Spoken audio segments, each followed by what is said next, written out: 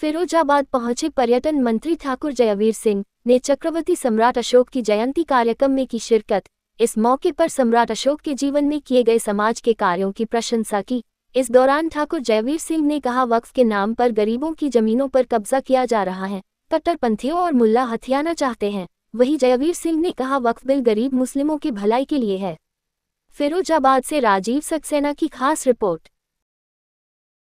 सम्राट अशोक जैसा महान व्यक्तित्व जिनका जन्म दिवस का कार्यक्रम यहाँ लोग मनाने का काम कर रहे हैं, निश्चित रूप से ऐसे सम्राट जिन्होंने देश की गरिमा को बहुत ऊंचाइयों पर ले जाने के लिए पूरे विश्व में भारत की महानता का संदेश, भारत की शांति दूत का संदेश, भारत को ही नहीं पूरे विश्व को शांति का एक नया मार्ग सिखाने का संदेश देने का काम किया।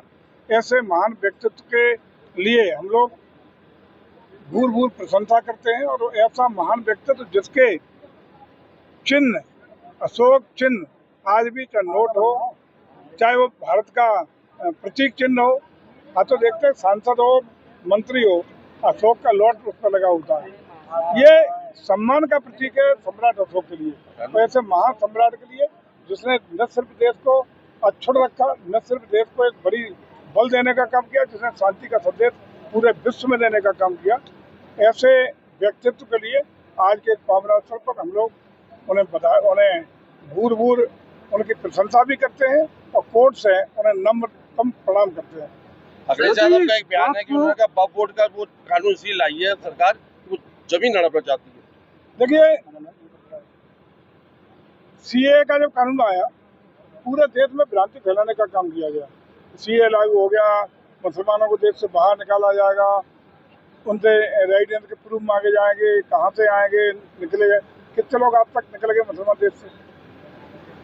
भ्रांति थी, लोगों को दूर हुई। इसमें भी जो भ्रांति फैलाई जा रही है, वक्फ का उद्देश्य क्या है? वक्फ का उद्देश्य है कि जो गरीब मुस्लिम है उसकी जरूरतमंद के लिए उससे उसकी मदद हो। कितने लोगों की कहीं दिखाई पड़ी? आपको कहीं दिखाई पड़ा? किसी को मदद मिली? नहीं मिली।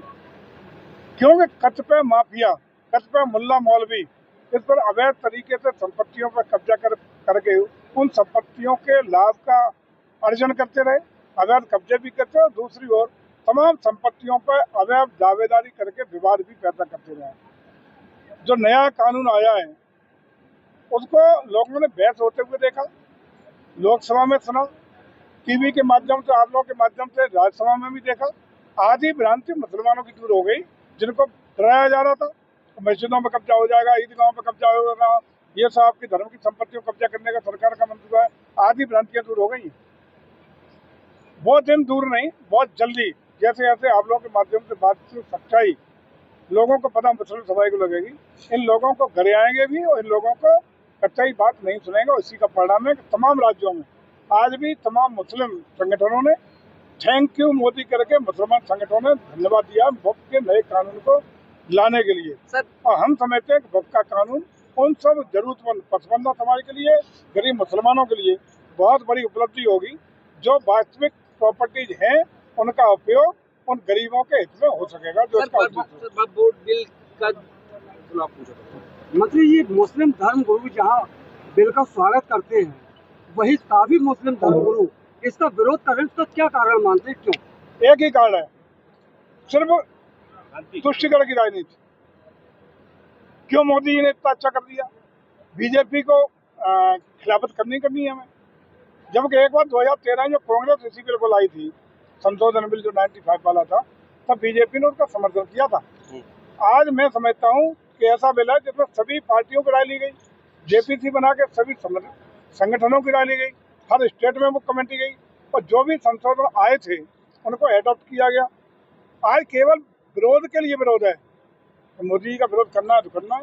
इसलिए मैं कह रहा हूँ कि आज नहीं तो कल ये मुस्लिम तुष्टीकरण की राजनीति बंद होगी, इन लोगों की दुकानें बंद होंगी और लोगों को मुस्लिम समाज के लोग थैंक यू मोदी जी करते हुए नजर आएंगे। सर, वक्फ बिल बोर्ड तो पास हो गया, सर सनातन बोर्ड बनाने की मांग तेजी से हो रही है।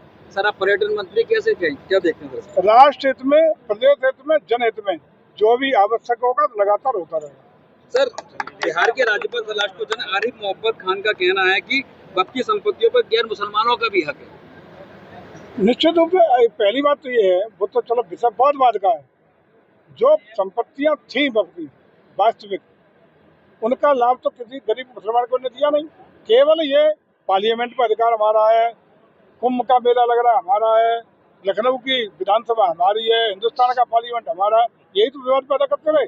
अब जो वास्तविक संपत्तियां जिनका अवैध दावेदारी थी, इनसे मुक्त होंगी और उनका उपयोग लोक जन कल्याणकारी कार्यों के लिए प्रदेश सरकार, राज्य सरकार और देश की सरकार करेंगी।